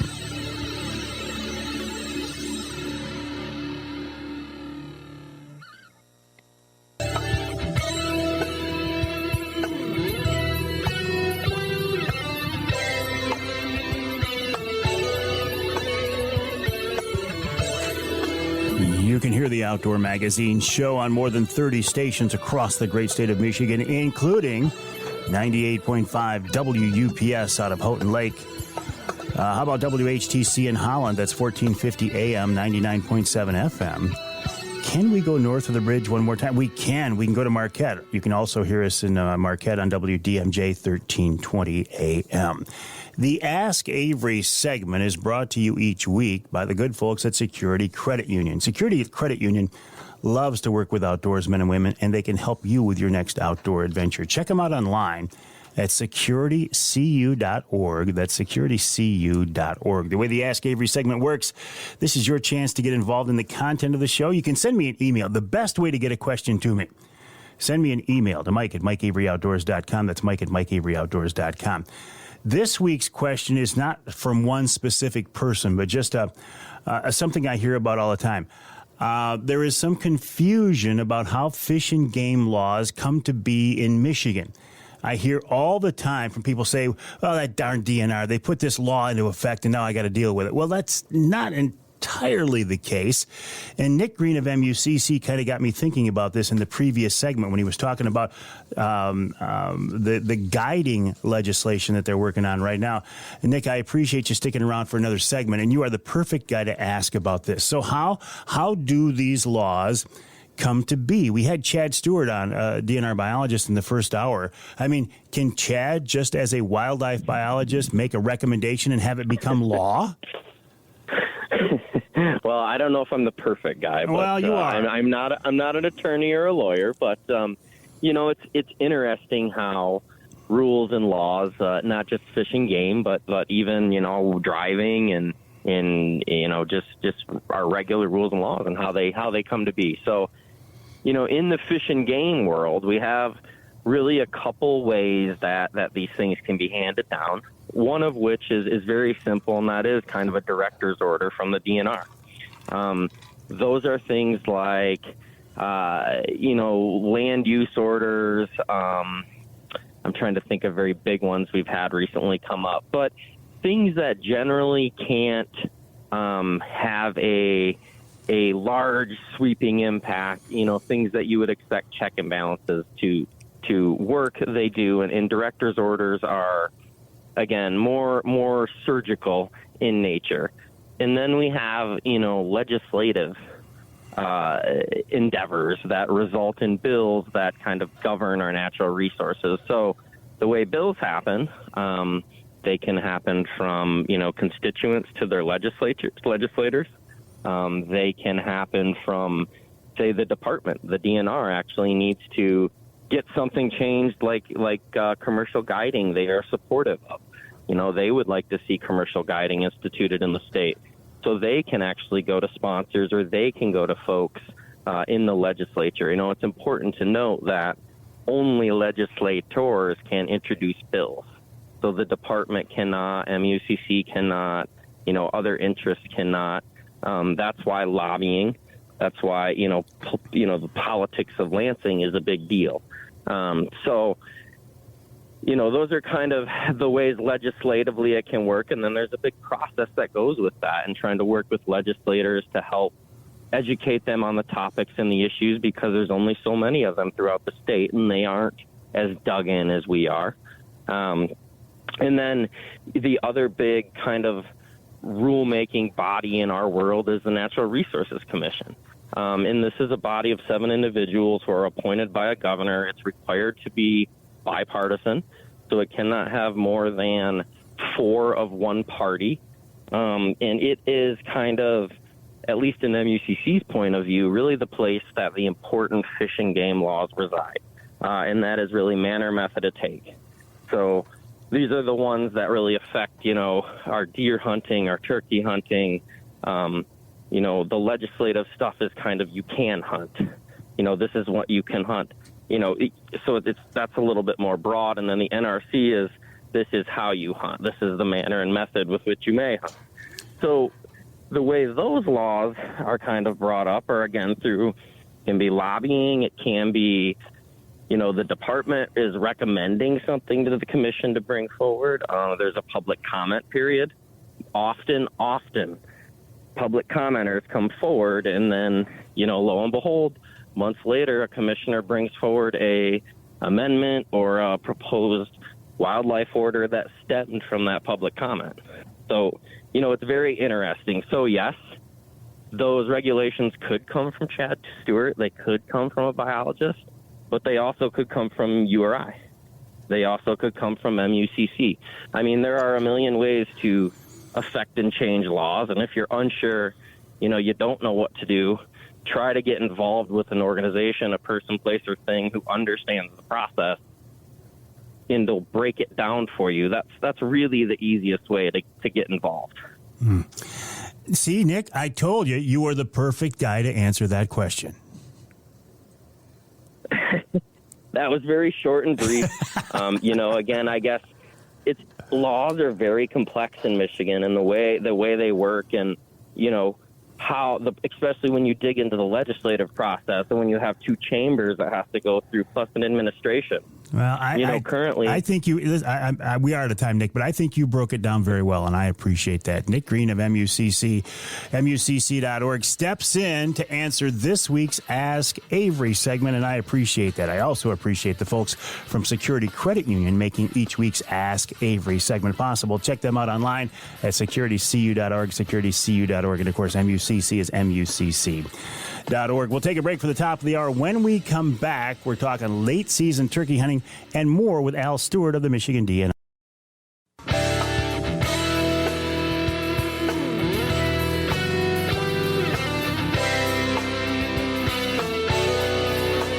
Time now for Michigan's #1 outdoor radio show, Mike Avery's Outdoor Magazine. Mike Avery has covered the outdoors in Michigan for more than 4 decades, and that tradition continues today. Outdoor Magazine is brought to you by Jay's Sporting Goods, the Eider Insurance Group, Angler Quest Pontoons and Polarcraft Boats, the Forward Corporation, Primal Outdoors, Security Credit Union, Garber Chevrolet, Brenton USA Hunting Rifles, and by Michigan Brand Meats. Now, here's Mike Avery. Well, thank you, Ken Hunter, for that introduction, and welcome to hour number 3 of this week's Outdoor Magazine show right here on the Outdoor Magazine Radio Network. Charlie and I were just talking during the top of the break, and he says, man, it's 3rd hour already. Yes, time does fly when you're having fun. And for me, having fun is talking about the great outdoors. I absolutely love this. I absolutely enjoy it. And I love the fact that I get a chance to talk with so many different, interesting, knowledgeable people here on the show. And at the end of the 2nd hour, I said, coming up, we're going to talk with Al Stewart, DNR Wildlife Biologist. That was a mistake. But for so many years, I introduced Al Stewart as a Michigan DNR Wildlife Biologist. Well, these days, see, he tried retiring, and he found out he wasn't very good at it. He retired from the Michigan DNR, and then he took a job over at Hillsdale College as the director of the Nimrod Society. I am so impressed with what is going on at Hillsdale College. You talk about a group of people who embrace the outdoors, who embrace the shooting sports. I have much respect for those people, and I have much respect for Al Stewart, who is now with us on the Outdoor Magazine phone line. Al, welcome back. How are you? Hey, I'm doing well. Doing well, Mike. Thanks for the kind words. Well, hey, you told me yourself you weren't very good at retiring. Oh no, yeah, I failed at retirement right out of the chute. I really hadn't anticipated doing that, but I did, and like I said, I landed in a really great place here at Hillsdale College, and it's really exciting. You talk about Second Amendment and really walking the walk. Today at Hillsdale College, the USA Olympic team trials are being held here right now. Wow. And so there's shooters from around the country here at Hillsdale getting ready to qualify through USA Shooting for the Olympics and to make the Olympic team. It's such a small school, but making such an impact. I mean, you look at a lot of these big universities, and they're going against the grain of everything most of us believe in these days. Not at Hillsdale. You guys are embracing it. Oh yeah, well, I guess it's a little known fact. Hillsdale College is home to USA Shooting, and the shooting team, and the Hillsdale got involved with USA Shooting, and then USA Shooting said, we would need some of these types of courses or types of fields in order to really, be at that top-notch level. And Hillsdale College said, all right, we'll put them in. So there's international trap or bunker trap, Olympic skeet fields. There's a beautiful sporting clays course here too. So they've got lights that they put in so they can shoot at night, and they've got electronic scoreboards that come from France that are used at the Olympics. Wow. And so it's all right here, and it's worth it just to come down and look and see these people that are shooting. You know, you've heard of people like Kim Rody, who is an Olympic shooter and has attended more Olympics than any other athlete, and has more placed with more medals than any of the other athletes that have participated in the Olympic activities. So it's just amazing, and she's going to be here in a couple of weeks to help train people and also train herself for preparing for the Olympics. You know, the Jay Waldron, the coach, is here, and so they're, you know, things have really ramped up, and it's, like I said, it's just fun to be part of it. You know, just to see it. Where else can you go and be associated with Olympics and people representing our country, you know, at the international level, and winning gold medals, winning silver medals, bronze medals. The shooting team is right up there. And so this range at Hillsdale is kind of ranked as one of the top 5 in the world, actually, from people. So I've heard. I've never been to the other ones, but yeah. So again, just exciting, and I just, you know, kind of look around and hope that some of the skills these other shooters have rubs off on me, and I can break some clay pigeons, you know. Well, and it goes beyond just shooting, though. I mean, Hillsdale, this Nimrod Society, which you are the head honcho there, embraces hunting and fishing and shooting and trapping. I just think it's so cool. I can't talk enough about it. To have a college that is embracing the thing that so many universities are looking down on these days. Yeah, so I'm the director of the Nimrod Education Center here at Hillsdale College, and my job is to teach the societal benefits of hunting and fishing to people, hunters, non-hunters, to let them know that who pays for conservation, and that, you know, hunters, anglers, and shooters are the ones who got into this at the front end. You know, when, you know, after we were seeing species declines, and both wildlife and fisheries, and they jumped on board and said, hey, we want to help, and here's how we can help, and make contributions to the Pittman Robinson Fund, which then funds state agencies, Fish and Wildlife, and Dingle Johnson, and that's what makes it happen. And that, you know, that's part of the North American wildlife conservation model that is the envy of every other country in the world, and where we've been able to, you know, take animal species of scarcity and making them animals of abundance. And hunters are the ones who pay the freight. It seems counterintuitive to people who don't get it, but if you want to protect a species, if you want a species to flourish, put a season on it. That's right. There's no game species has ever become endangered, and in fact have, you know, flourished for the most part. So and that's why we call the game species, you know, the unendangered species. Yeah.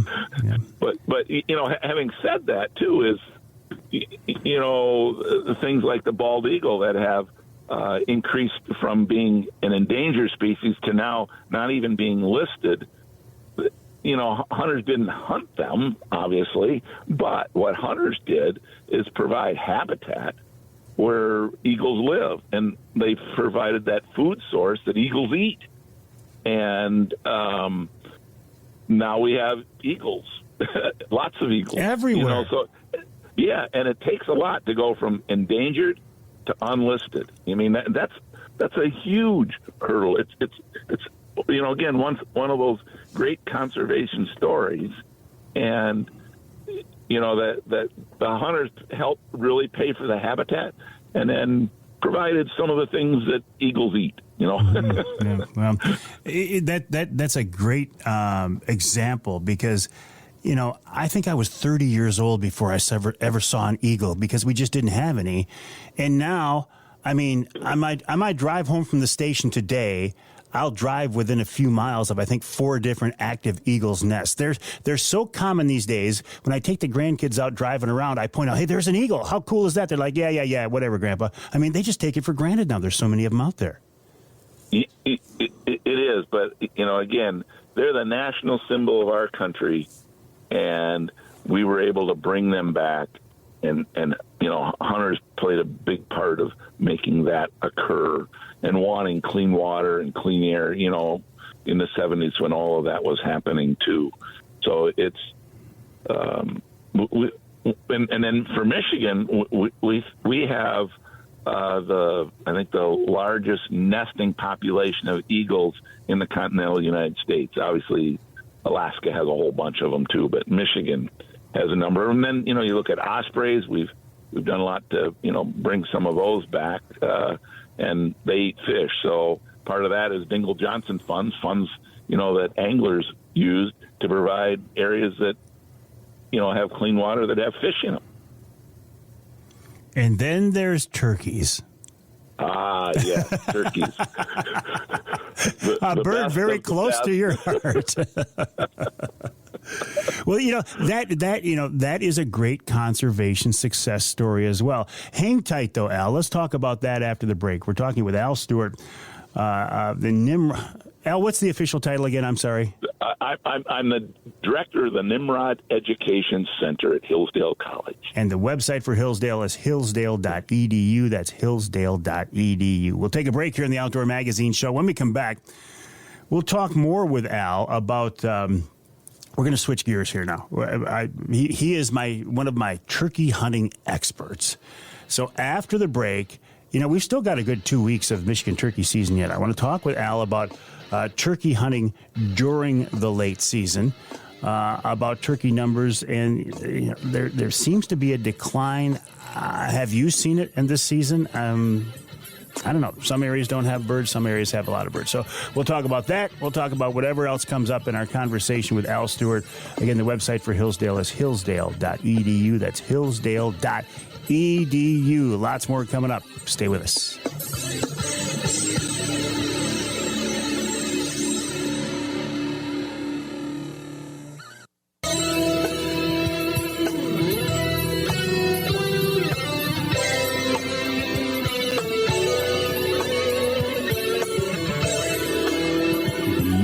Outdoor Magazine show in Lansing on WILS. That's 1320 AM.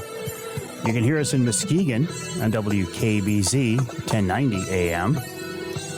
And you can hear us in St. Joe on WSJM 94.9 FM. This segment of Outdoor Magazine is brought to you by VersaSkins. Just change your skin for the season you're in. VersaSkins owner Paul Perrone has come up with a great concept. Why spend a bunch of money on a bunch of different sets of hunting clothes when you can buy one good quality set and then snap on and zip on an outer layer? It's not really a liner, right? It's a skin of a different camo pattern. It literally takes less than a minute, and you can change the skin for the season you're in. And VersaSkins makes some big sizes as well. So if you have a hard time finding hunting clothes big enough for you, check out VersaSkins. The website is versaskins.com. That's versaskins.com. Just change your skin for the season you're in. Right now, we're talking with Al Stewart.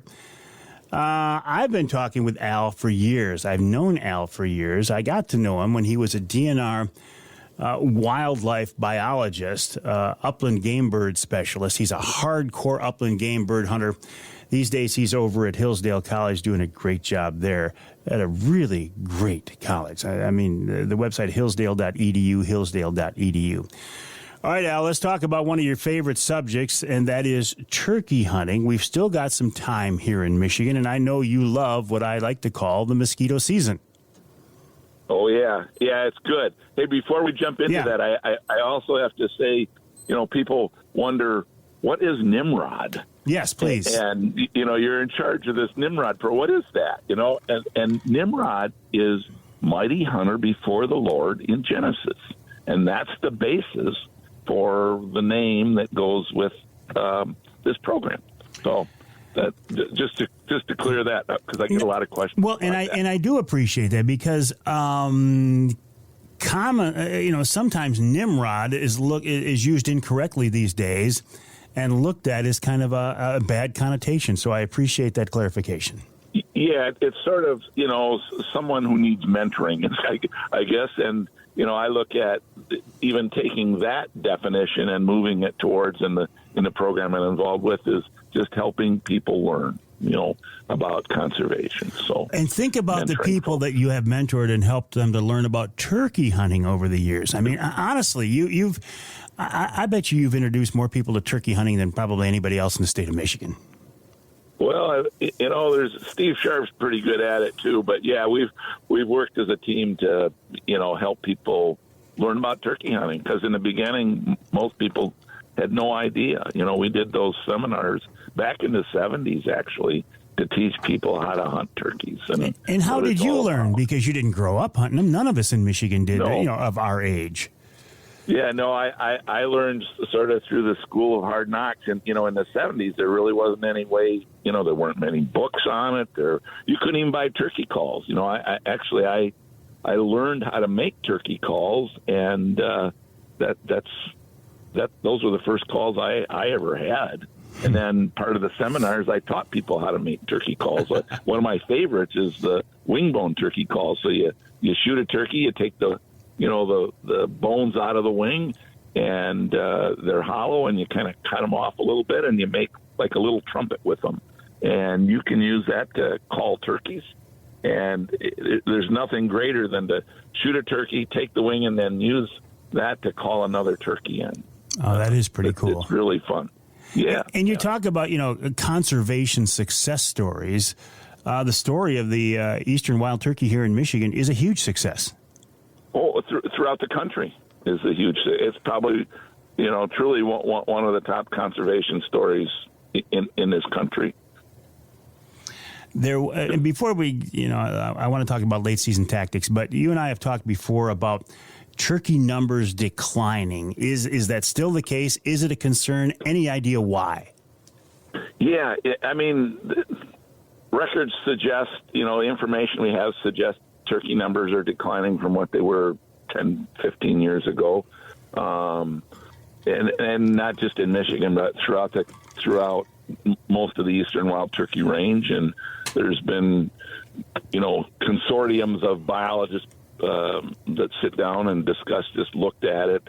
To put your finger on, one reason, not so much. It's been kind of hard to go that way. It may be just that, you put an animal into really good habitat when there aren't other animals in there, into really good habitat, they skyrocket in their population, and then they just kind of plateau out in that population level, and then kind of have little peaks and valleys as they get established, based on nesting season. Cold, wet springs are not good, so production sometimes happens with that. One of the other issues that people have talked about is diseases. Could it be West Nile virus? Could it be avian influenza? And we don't know. We just don't have all the answers to that. And we continue to look at why these populations are fluctuating the way they are. But there certainly are fewer birds than there were 10, 15 years ago. And again, not just in Michigan, but throughout, the Northeast, Southwest, Southeast. Yeah. The birds that are left out there right now, most of them have been hunted pretty hard for about a month or so now. How do you score on a longbeard this time of the year, late in the season, the second half of May? Yeah. And you and I have had this discussion, debate, for as long as we've been talking about turkeys. And to me, turkey hunting is just getting good right now. And in fact, I was out this morning and called two great big toms in. My son and I were out, and we could have harvested them this morning, but we're doing a TV program on Sunday, so we were just scouting, and oh my gosh, they came came right in. I probably won't see anything on Sunday, but yeah, we were just scouting, out and kind of looking, listening, and I said, okay, we've listened, and I'm just going to give some yelps just to see if there's any birds around that might respond. We heard some toms gobble, but not near where we were, and I yelped, and you could hear a bird gobble, by us, and then all of a sudden we were walking down the trail, and I yelped another time, and pow, there's a gobbler right here. It said, there's a little bit of topography to it. I told my son, we got to sit down right now and put our face masks on. We were just scouting. We were, we were really rather lackadaisical about it, and they came right in. Oh my gosh! It's one of those. I didn't have to do anything but yelp and be at the right place at the right time, and I didn't think I was even near a turkey. And there were these two birds, and they just came in. So that's better be lucky than good some days, I guess. Well, I'll take luck any day of the week, but I will admit I'm reluctantly admitting that I'm starting to become a believer in the mosquito season, in the May season. I mean, I had ZZ, so I started hunting April 22nd, and I did have a close encounter with two longbeards. Unfortunately, missed one of them, but then never had another longbeard in front of me until May 8th, and it's like, boom, a switch was flipped, and the birds became much more cooperative. So I'm finally starting to get it through my thick head that May's not a bad time to be hunting turkeys. Oh yeah, no, it's fun.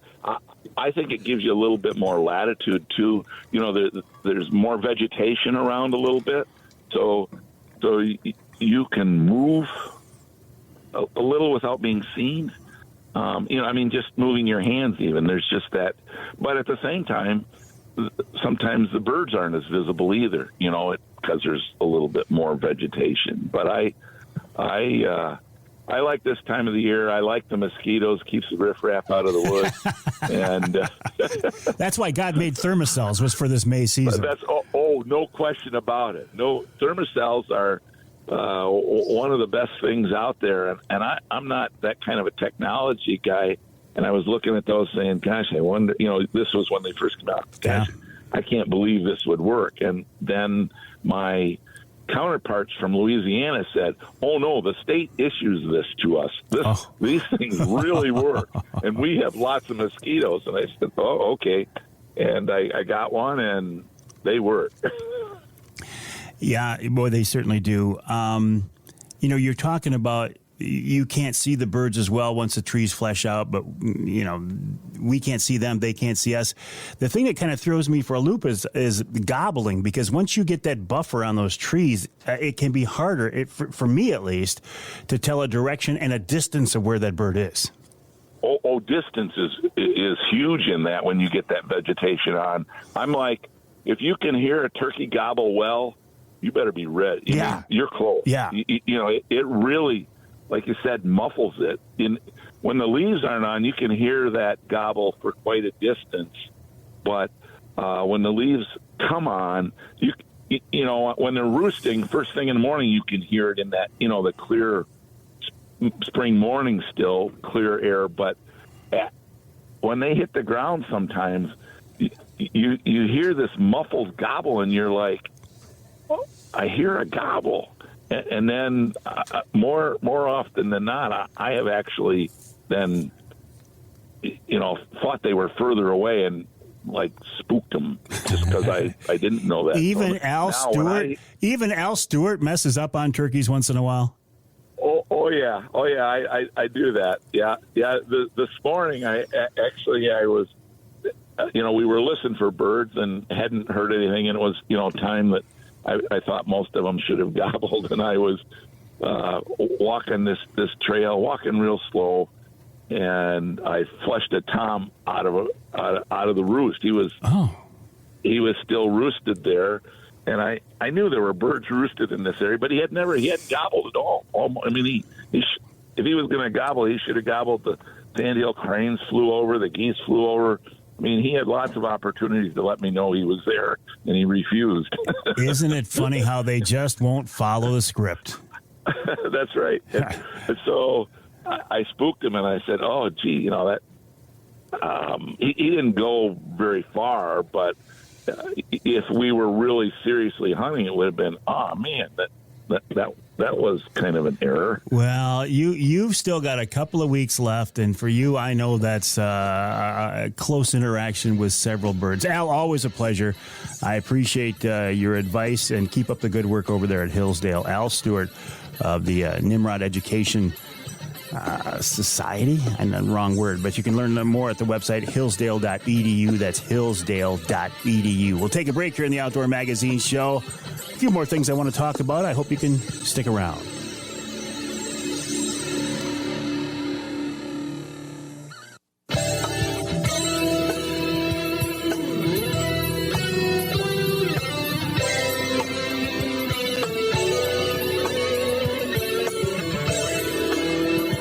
You can hear the Outdoor Magazine show in Traverse City on WTCM. That's 580 AM.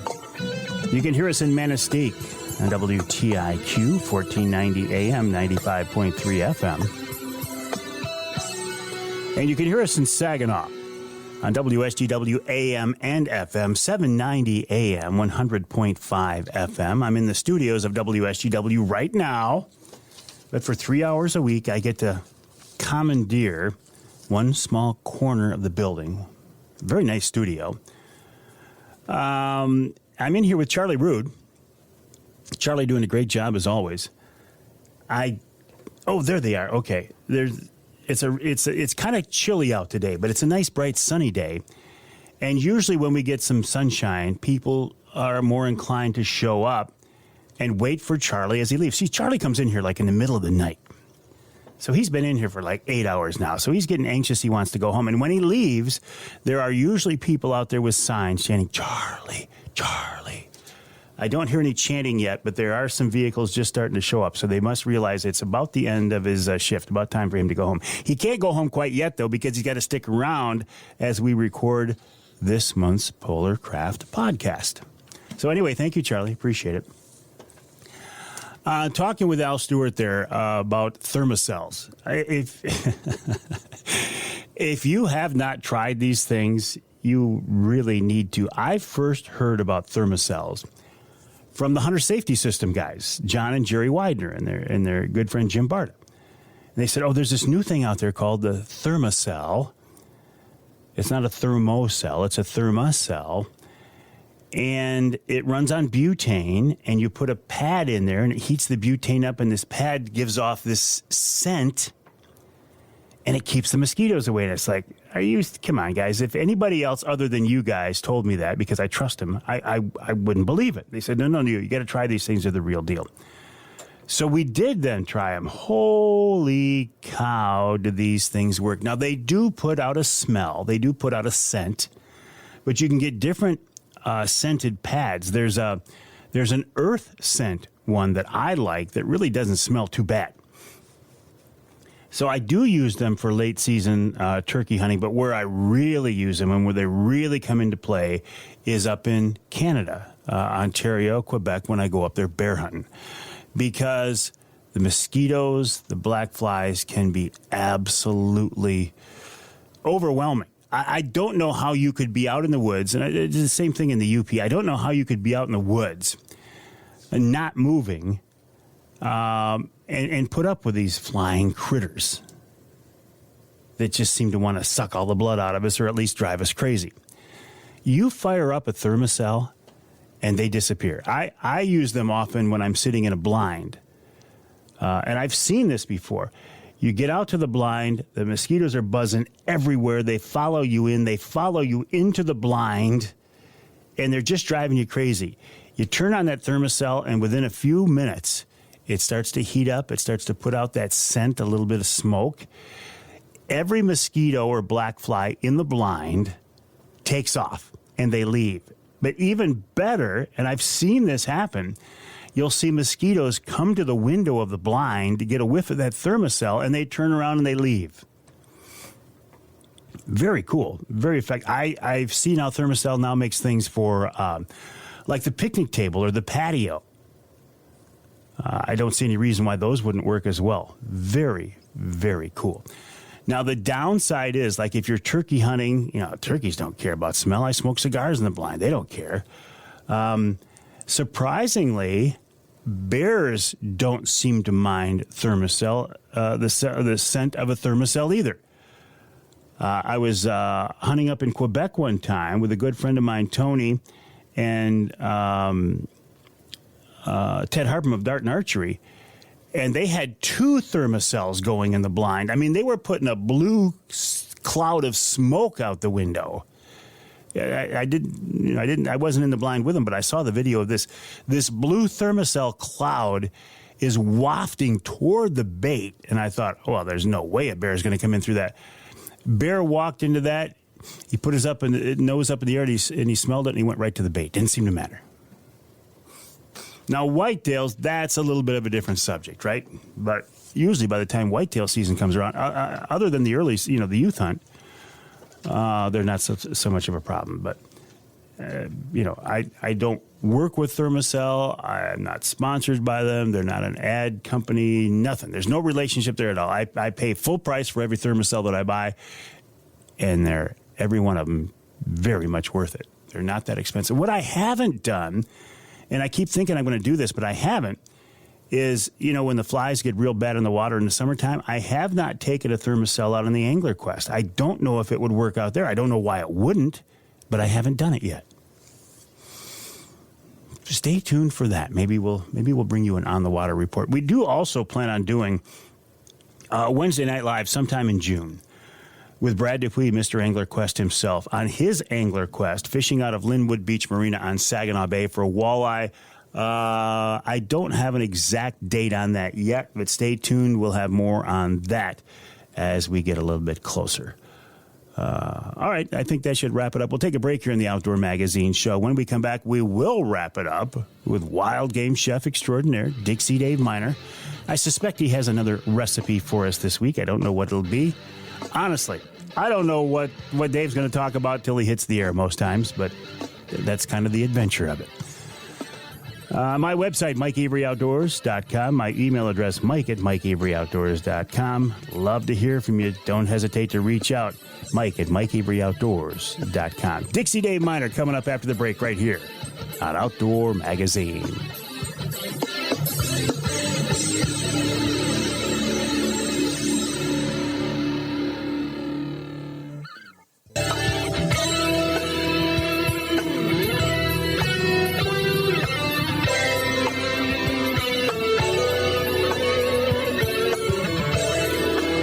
Welcome back to Outdoor Magazine. My name is Mike Avery, also known as the Big Guy. This segment of Outdoor Magazine brought to you by the folks at Reeder Landscaping. Reeder can take care of your lawn and property because it's your nature and our nurture. Let Reeder create an outdoor getaway in your backyard. From maintenance to projects. I mean, we're talking about small projects, maybe a little bit of patio, maybe an addition to your patio, to full-blown, full-scale landscape design. One shop does it all. I mean, maintenance, concept, come up with a design, make the landscaping, put in the hardscape, and then maintain it. The folks at Reeder can take care of all of that for your yard, your property, maybe your up north property, maybe your vacation property. Check them out online at reederlandscaping.com. That's reederlandscaping.com. I want to turn our attention now to wild game chef extraordinaire Dixie Dave Minar, a big part of the Outdoor Magazine show and the guy who likes to wrap up each week's show. And he's with us once again. David, welcome back. How you doing, buddy? Oh, pretty good. Isn't it just glorious, this nice green trees and everything? Oh, it is. It's absolutely beautiful. In fact, Denise and I were sitting there looking out in the backyard yesterday going, man, everything's just so nice and green and vibrant right now. Just beautiful. Isn't it? It's just glorious. So, well, I've got a wild turkey, a plow, one of Michael's favorite. Oh, you got my attention now. Okay, so we need about 8 to 10 ounces of turkey breast per person. You're going to cut it across the grain. Make sure any stray shot that didn't go a little high is in the breast meat, and so you want to make sure you get that out. And then clean any bloodied meat out and feathers and shot. You need about 12 ounces of mushrooms, whether it's morels or store-bought mushrooms. Well, we got some in our yard. We've been getting morels right along. 1 medium diced onion, a jar of either chicken, turkey, or beef gravy, whichever you guys prefer, and lots of crushed black pepper. You're going to take and smash that with the back end of a frying pan on your cutting board. A couple ounces of heavy cream, a couple ounces of bourbon. You're going to need flour and olive oil and a couple of cloves of garlic diced up real fine, too. So, bread bag is real nice for pounding out the meat, because if you put the meat on the inside and then the painted side outside, so you're not going to drive any of that bread bag paint or whatever they put on it. So pound it down pretty darn thin, because you don't want it to pucker. Turkey meat, breast meat, is one of those meats that as soon as it hits the frying pan, it wants to draw up.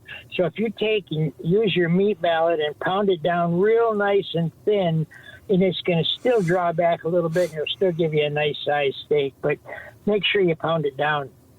You're going to flour it and brown it in some olive oil. And on both sides, you're going to add the onions and the garlic and push the meat off to the side and kind of saute that around a little bit. And then you're going to add the mushrooms. And if you're going to use morels, you want to make sure that you take and soak them in the sink and have enough water so that the sand is going to fall out, so you don't be crunching up sand and stuff. So add the mushrooms now, and then you can flambe with the bourbon away from your stove. Take that barbecue lighter and light it up. And you just want the essence, the flavor, not the alcohol harshness. Add the gravy and the heavy cream and bring that up to a nice simmer. And then you're going to cover this, and you're going to kind of, on the stove, you could go about 10 to 15 minutes. Nice, just barely a bubble. You don't want to reduce this down too much. And if you do reduce it down too much, all you got to do is add a little bit of water, kind of stir it in a circular motion, and that would come right back. But you want to make sure it's nice and tender. And I would say at this time of the year, I would serve these with a side of fiddleheads. The fiddleheads are all over the place, and they're just perfect right now before they break out. Now, let's talk about those fiddleheads for a minute. Is a fiddlehead just an immature bracken fern, or is it a separate fern? The bracken fern is the one that has that little tuft of, looks like a little bit of cotton on it, and they're more bitter. The regular ones, like you see, they're coming up and they look like the end of a violin. Get them before they leaf out. And like asparagus, you want to break them off where the tender part is, because when you're picking them, you just bend them down and they'll break real good. And you've got to rinse them off real good in enough water in your sink so that the sand rinses out of them, and blanch them in boiling water for maybe 2 minutes or even less. Chill them off, and then you can saute them with like butter and a little salt and pepper, just like you would asparagus. Man, oh man, are they good. With this, if you could get your own fiddleheads and your own turkey, you're living large. That does sound great, David. Always a pleasure. Listen, I know we need to talk, but I'm going to have to call you back a little bit later. I got to do some promos right here after the show, but we'll talk about some things coming up, all right? Okay, thank you very much. All right. Wild game chef extraordinaire Dixie Dave Minar, a big part of the Outdoor Magazine show, but you are the biggest part of the show, because if you weren't here, if you weren't listening to the broadcast version of the show, if you weren't downloading or streaming the podcast version of the show, there'd be no reason for me to do this. And I kind of like doing this. I think I'm going to do it for a while yet. That's my plans. We'll see what God has in store, but yeah, I plan on doing this for a while yet. If you would, please check out my website, MikeAveryOutdoors.com. From there, you can get to my social media outlets. Love to have you join us for that, Behind the Mic, every Wednesday morning, and also Wednesday Night Live. And if you want to send me an email, I encourage that, Mike@MikeAveryOutdoors.com. That's Mike@MikeAveryOutdoors.com. My name is Mike Avery, and I will talk with you next time right here on Outdoor Magazine.